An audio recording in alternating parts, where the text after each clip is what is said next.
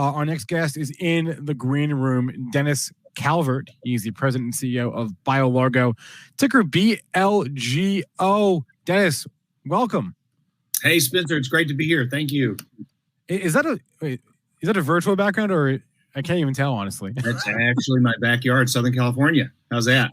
Oh, see, that is not fair. We call that not being fair. It snowed yesterday in Michigan and the day before, and here you are looking like you're living the dream. So I'm doing something wrong. You're doing something right, I guess. So, all right, Dennis, if you have a presentation, go ahead and share that, and we'll get started here on your presentation. There it is, and I see it. We'll bring it up in a second.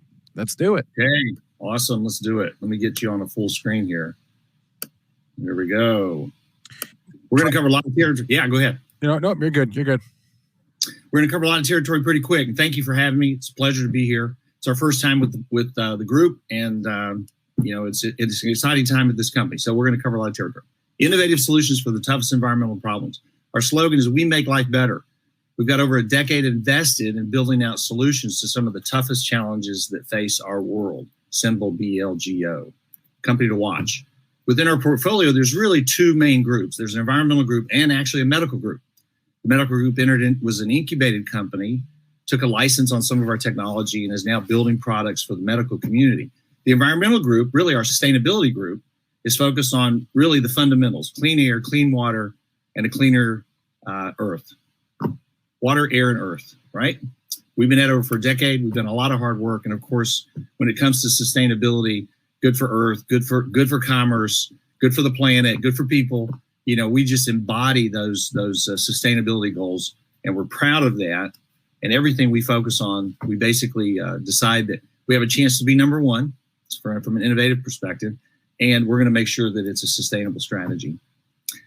As I said, it started over a decade ago, and really one observation, this study for our founder, Kenneth Ray Code, a genius, brilliant mind, great observer, had studied this for literally over 20 years and witnessed how the natural element of iodine is used in the natural cycle to essentially cleanse the earth, regulate life, create microbial balance, fortify food, fortify people. It's just a critical element. It's ubiquitous in the universe, of course, and when used properly, right, put to good purposeful use, it can be an incredibly potent tool to make life better, right? So as we witness all these cycles, it led to a development cycle that's now an ever-expanding portfolio. Multiple technologies, not just iodine-based, an expanding portfolio as the talent has expanded, all with this centerpiece surrounding this core platform. It's a company built through collaboration. This is over 10 years of work at the highest level. Really, if you think about it, our scientific claims are 99.999, right? Scientific and engineering excellence focused on solutions to some of the biggest problems, and in collaboration with some of the leaders of science and engineering around the world. And so a number of notable, of course, Metropolitan Water District has been a big supporter. INSERT, National Science and Engineering Research Council of Canada. We have an R&D facility on campus of the University of Alberta. New relationship with Garrett Callahan, just a wonderful company serving a national footprint in the water industry with thousands and thousands of customers now working with us to bring solutions to that market. We've done 20 international collaborations, again, at the highest level. One of our technologies has actually received 80 grants. It's a pretty remarkable feat. And the thing I always remind everyone, if you haven't looked at BioLargo in a year, you probably only know half the story, because the innovation cycle is so dynamic. We're constantly advancing science and engineering for a good cause, focused on air, water, and a cleaner earth. Big markets, right? So we have an environmental services group that can provide services. They also are a critical part of integrating technologies for the marketplace with us. Our PFOS solution is a big hot one. We're going to talk about that in just a second. PFOS, PFAS, that's per and polyfluoroalkyl. If you don't know about PFOS, go look at the movie Dark Waters. Dark Waters.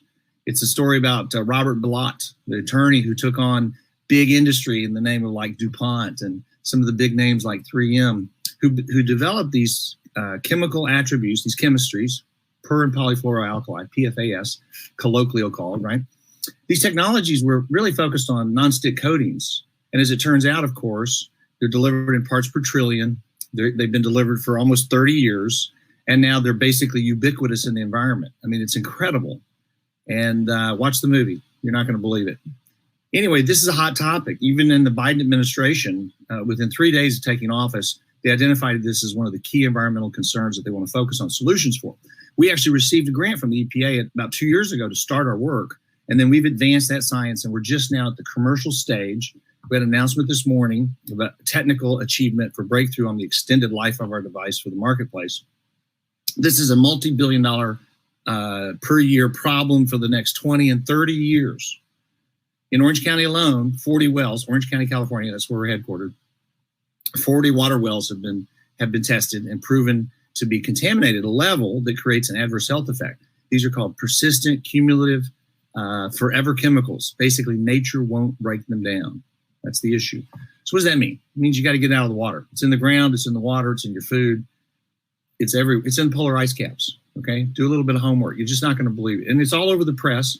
We've been on this project for about 2 years, and now we're now seeing the fruit of our R&D cycle coming into a commercial mode.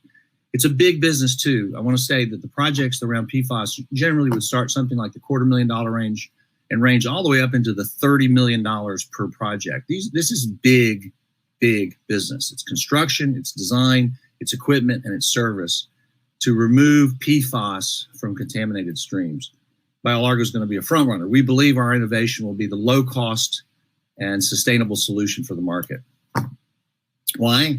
Well, because the innovation, what we've proven through our innovation cycle and shown data sufficient, right, to have confidence to know that we can extract 99+% in a single pass across the device. It's an electrolytic cell. In there is a membrane. As the PFOS-laden water flows through the cell, it attracts it to the surface and binds it like flypaper. It's that simple, right? Of course, it's a high flow. It's a massive volume of water. That's the trick to prove scalability. At the end of the day, when you compare our solution versus the incumbents, which is mostly carbon, we have an extraordinarily small environmental footprint, an efficient extraction that isolates the PFOS. That means that our waste product is a very, very small footprint versus a very, very large footprint, like a carbon footprint with a truck.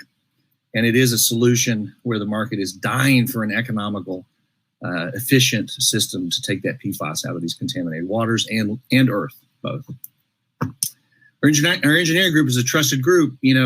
This group started 3 years ago. We picked up a team of people that had worked with one of the largest engineering firms in the world as a technical leader, sort of a skunk works group, working on some of the most difficult challenges across the globe.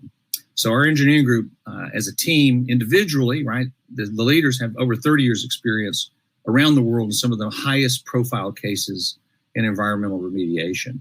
It means in our small company, we have a highly potent team of highly qualified people, science and engineering, meaning we can tackle some of the most difficult challenges intellectually. And of course, we've got science to back some of that up with our innovations.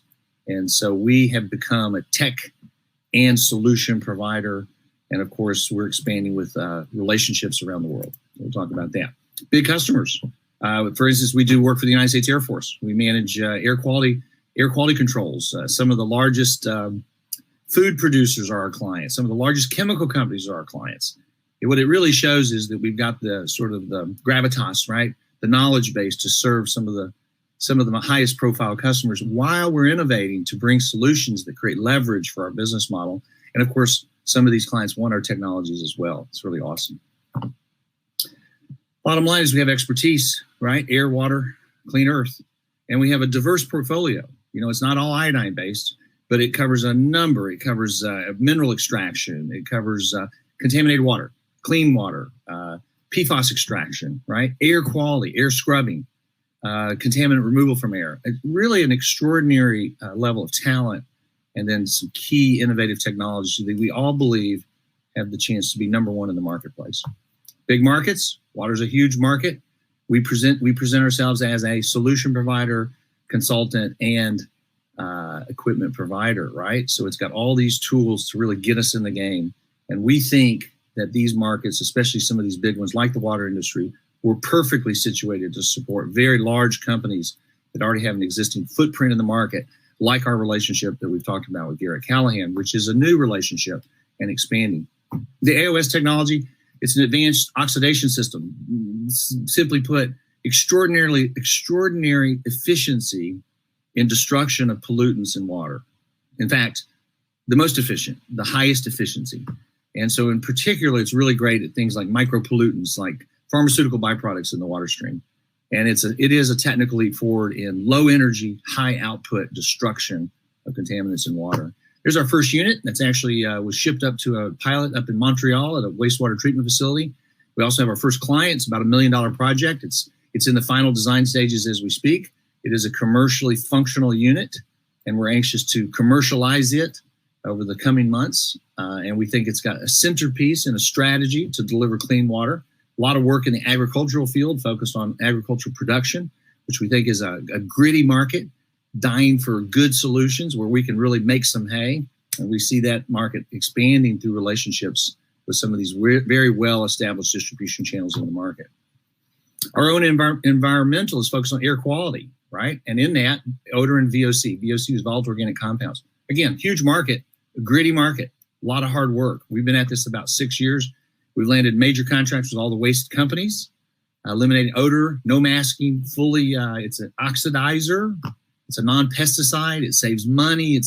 We embody the full service, which design, service, and maintenance, as well as chemistry. And we've been winning contracts in that business for years. And it is the most mature segment. Coming in at the fourth quarter, we generated about just under $1 million for the quarter. So we're on a good run rate. It is once in a while, it's a little seasonal. So the winter's always a little bit, we see a little dip, and then a spring back usually is a multiple where we've been. Many industries touched by this product. First market was waste. We're heading into wastewater treatment, food production, incredible, even household products, okay? Even household products. As we say, the hardest work is done. The hardest work. It's over a decade. We've invested significantly in talent and technologies. These are our commercial projects, and we're heading into some significant validations of these innovative technologies that we believe will create significant adoption cycles for commercial validation. So what are we going to see coming? Well, we're always inventing, so we'll have additional sustainable solutions. We also have technologies that are being brought to us because people recognize that we're a company that can take it from concept to execution, to patent, to validation, all the way into commercialization. It's a very unusual, rare talent to be able to do all that. We have all that skill set within the company. And so now we're actually experiencing a time when companies bring opportunities to us because they want to see our skills brought to their innovation. And of course, we get to participate. It's really awesome. And we have a great number of examples, too many to cover today, but dig a little deeper, you'll see some hints of these that are really significant, including mineral extraction, some exotic minerals that are really hot topics in the market where we have an opportunity. Again, major collaboration, significant grants, multiple paths to monetization. We're at a spot where debt is decreasing, revenue is increasing.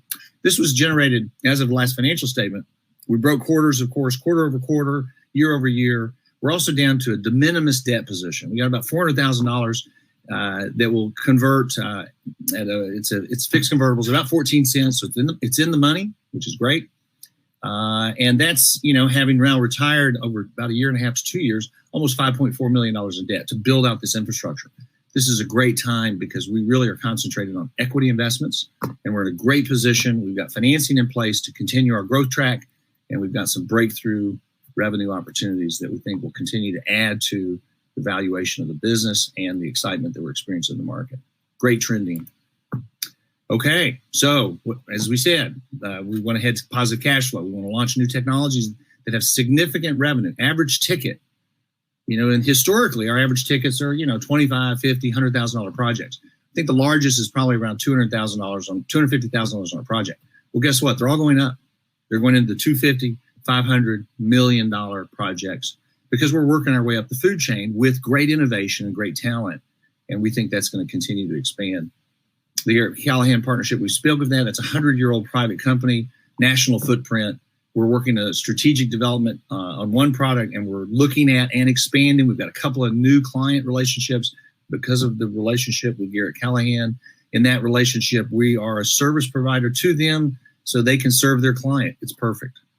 We can tap into their 100-year history and their most excellent customer-centric focus. PFOS is probably the most significant real-time opportunity in our portfolio, primarily because of the timing. We got ahead of the curve, right? 2 years of development. Now we get to go to market, and it's as we said, even the White House is saying this is a critical thing. And so we'll be in commercial trials really over the next 60 and 90 days. We're building units as we speak. We've got showcase commercial pilots to showcase that innovation. It is a commercially viable, scalable solution, really proven. And as we reported this morning, the technical breakthrough for this long-lasting life, which is a critical economic decision, has just been published this morning. So it's significant. A lot of international work and recognition coming as well.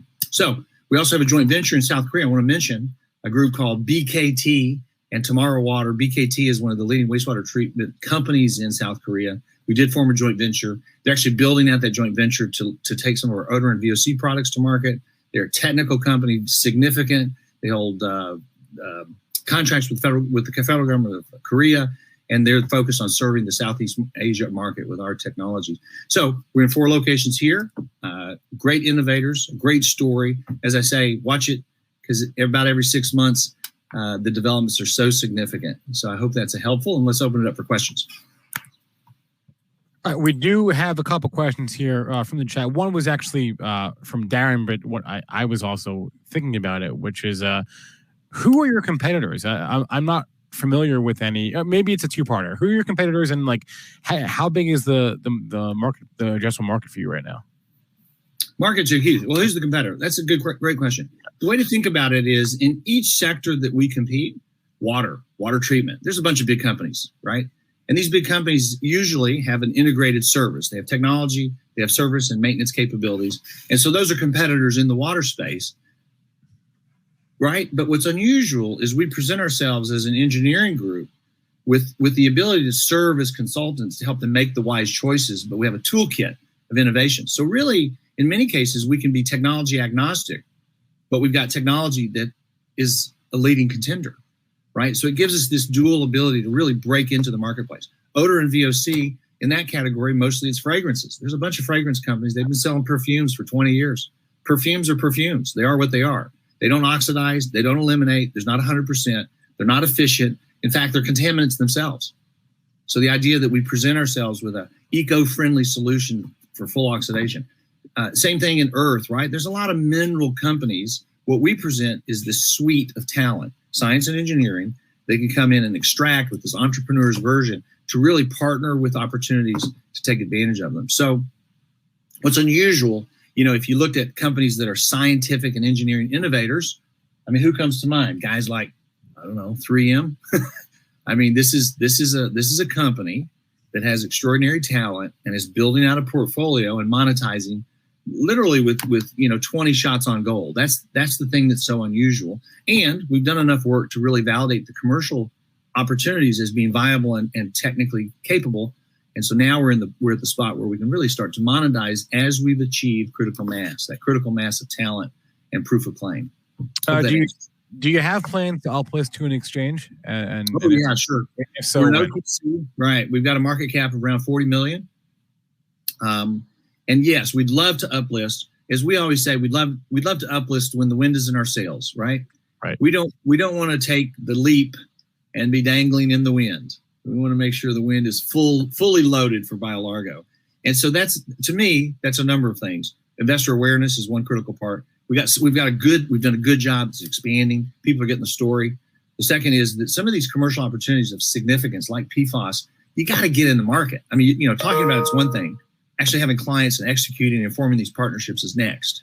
And as that occurs, the revenue opportunities are so significant. I mean, again, as we said, our average ticket in the $25,000 and $50,000, $100,000 range is fine. Okay, wait till they're in the $1 million and $2 million range. Right. Because it takes the same amount of energy to land, and we have the innovations to do that. So we'll partner, we'll work through distribution, we'll rise up through the ranks by essentially working through the food chain and see these technologies come to commercial bear. So. And then I've got one more, even though I'm going to ask it, even though Nicole is going to yell at me, but I don't care. This is a good one here.